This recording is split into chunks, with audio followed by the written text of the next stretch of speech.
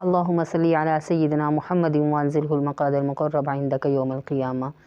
Discover youth کے معزز ناظرین و سامعین، السلام علیکم۔ امید کرتی ہوں ناظرین آپ سب خیریت سے ہوں گے۔ مسلمان ہونے کی حیثیت سے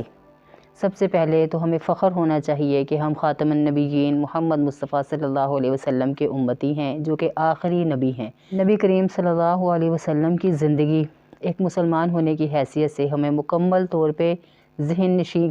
کر لینی چاہیے کہ ہمارے نبی مصطفیٰ صلی اللہ علیہ وسلم نے اپنی پوری مبارک زندگی کس طرح گزاری، آپ صلی اللہ علیہ وسلم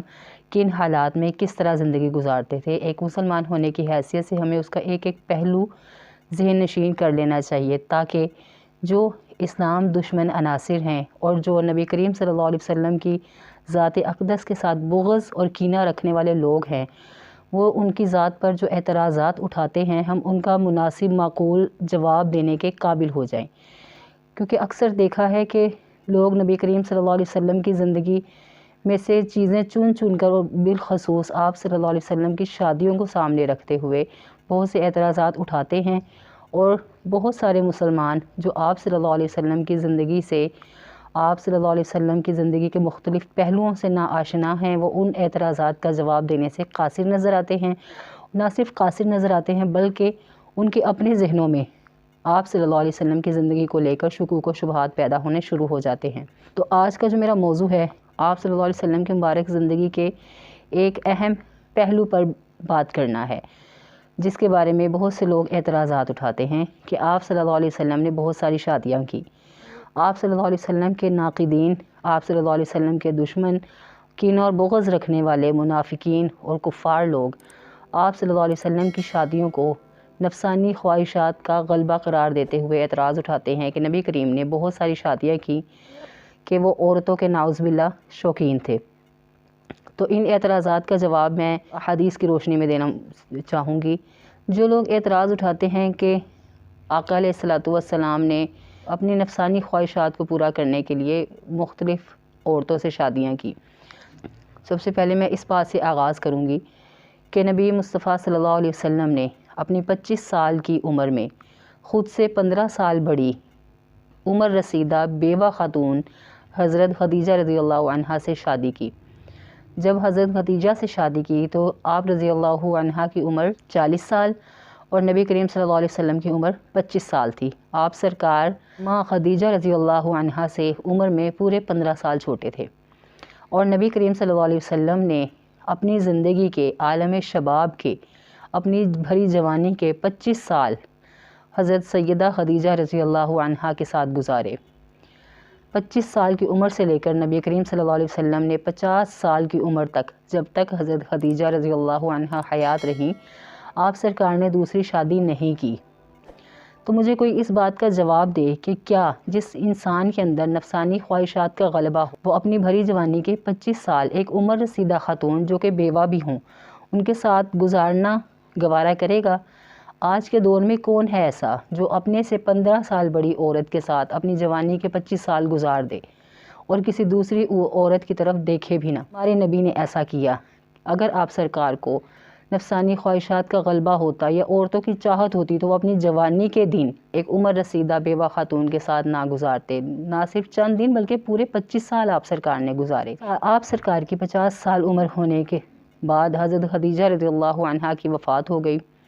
اور آپ رضی اللہ عنہا کی وفات کے بعد مختلف وجوہات کی بنا پر آپ سرکار صلی اللہ علیہ وسلم نے باقی شادیاں کی، اور جو باقی شادیاں کی ان سب شادیوں میں سے بھی سوائے ایک ام المومنین حضرت عائشہ رضی اللہ عنہا کے علاوہ باقی تمام کی تمام بیوگان تھیں یا طلاق یافتہ تھیں، جن سے آپ سرکار صلی اللہ علیہ وسلم نے شادیاں کی۔ اور نہ صرف یہ کہ وہ بیوگان اور طلاق یافتہ تھیں، ان کے بچے بھی تھے۔ نبی کریم صلی اللہ علیہ وسلم نے ان کے بچوں کو بھی پالا۔ ہوا یوں کہ جنگ احد میں 70 سے زیادہ صحابہ کرام شہید ہو گئے، بہت سے گھر بے آسرا ہو گئے، بہت سے بچے یتیم ہو گئے۔ تو نبی کریم صلی اللہ علیہ وسلم نے اپنے صحابہ کرام کو یہ حکم دیا کہ وہ بے آسرا عورتوں کو سہارا دینے کے لیے ان سے شادیاں کریں، یتیموں کے سر پہ ہاتھ رکھنے کے لیے ان کو سہارا دیں۔ اور عربوں میں یہ رواج تھا کہ وہ اپنے داماد کے ساتھ جنگ کرنا عزت کے خلاف سمجھتے تھے،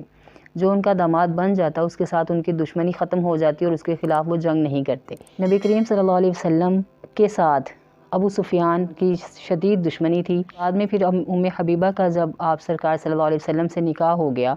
تو اس کے بعد یہ دشمنی کم ہو گئی، نہ صرف کم ہو گئی، بعد میں ان کے والد اور بھائی کے اسلام لانے کا بھی ذریعہ بن گئی۔ ہوا کچھ یوں، حضرت ام حبیبہ کا خاوند نصرانی ہو گیا۔ حضرت ام حبیبہ اس سے علیحدگی اختیار کرنے کے بعد بہت مشکلات سے اپنے گھر پہنچی، تو نبی کریم صلی اللہ علیہ وسلم نے بادشاہ حبشہ کے ذریعے ام حبیبہ رضی اللہ عنہ کو نکاح کا پیغام بھیجا اور آپ رضی اللہ عنہ کے ساتھ شادی فرما لی۔ ام حبیبہ رضی اللہ عنہ کی شادی کے بعد ابو سفیان کی نبی کریم صلی اللہ علیہ وسلم کے ساتھ دشمنی کم ہو گئی اور بعد میں یہی دشمنی اسلام میں تبدیل ہو گئی، کیونکہ عربوں میں جس کو بیٹی دے دی جاتی تھی اس کے خلاف جنگ کرنا وہ اپنی عزت کے بہت خلاف سمجھا کرتے تھے۔ تو نبی کریم صلی اللہ علیہ وسلم کی یہ شادی جو ام حبیبہ رضی اللہ عنہ کے ساتھ ہوئی، یہ بھی فروغ اسلام کا ایک ذریعہ بنی۔ اسی طرح نبی کریم صلی اللہ علیہ وسلم نے حضرت جویریہ رضی اللہ عنہ کے ساتھ شادی فرمائی۔ حضرت جویریہ رضی اللہ عنہ کے والد قبیلہ مستلق کے سردار تھے جو مکہ اور مدینہ کے درمیان واقع ہے۔ اس قبیلے کے ساتھ نبی کریم صلی اللہ علیہ وسلم کی جنگ ہوئی اور اس جنگ میں اس قبیلے کا سردار یعنی حضرت جویریہ رضی اللہ عنہ کا والد مارا گیا، اور اس کے مارنے کے بعد یہ قبیلہ نبی کریم صلی اللہ علیہ وسلم کی قید میں آ گیا، اور چونکہ جویریہ رضی اللہ عنہ اس کی بیٹی تھی تو یہ بھی قیدیوں میں ایک صحابی کے حصے میں آئیں۔ تو صحابہ کے باہمی مشورے کے ساتھ یہ طے پایا کہ چونکہ یہ سردار کی بیٹی ہیں تو انہیں سردار کے پاس ہی جانا چاہیے۔ اس چیز کو مد نظر رکھتے ہوئے صحابیوں نے حضرت جویریہ رضی اللہ عنہ کو نبی کریم صلی اللہ علیہ وسلم کے نکاح میں دینے کا مشورہ ان کے طے پایا، تو ان کا نکاح نبی کریم صلی اللہ علیہ وسلم کے ساتھ طے کر دیا گیا۔ جب حضرت جویریہ رضی اللہ عنہ کا نکاح ہوا تو اس کے بعد ان کے قبیلے کے بھی 100 گھرانے مسلمان ہو گئے، مطلب ایک جویریہ رضی اللہ عنہ کے ساتھ نکاح 100 گھرانوں کے مسلمان ہونے کا سبب بنا۔ یہ بھی منہ توڑ جواب ہے ان منافقین اور ان ناقدین کے لیے کہ جو ہمارے نبی صلی اللہ علیہ وسلم کی ذات اقدس پر انگلی اٹھاتے ہیں کہ ان کا نبی عورتوں کا خواہش مند تھا، جبکہ نبی کریم صلی اللہ علیہ وسلم نے جتنی بھی شادیاں کی بڑی ڈیٹیل کے ساتھ اس کا ذکر ہے تاریخ میں کہ وہ ان سب شادیوں کے پیچھے مقصد صرف اسلام کو فروغ دینا تھا۔